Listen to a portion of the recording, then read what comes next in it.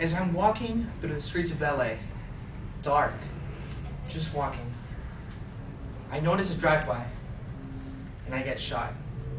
Well, I'm dead. The quote that I'm about to tell is by Alan.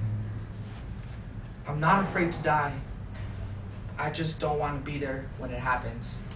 Well, I totally disagree with that, because I am afraid to die. And unfortunately, someday it'll happen. And the day when it happens, I want my death to be,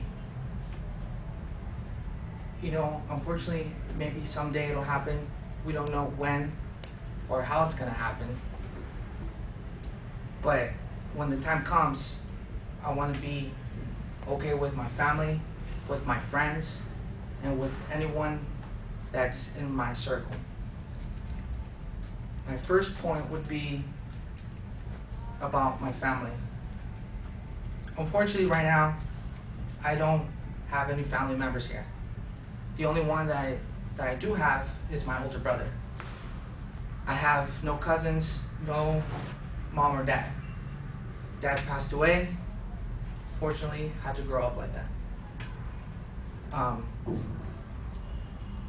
When the time comes, I want not my mom to be here or around. If it happens, it happens.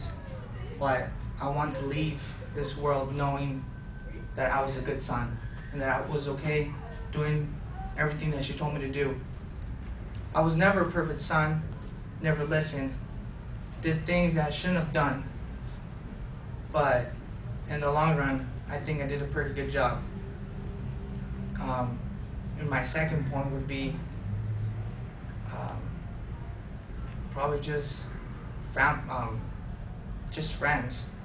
Knowing that I did make sacrifices for them, was there for them every time they needed me, and and I was there for them, and that's pretty much it.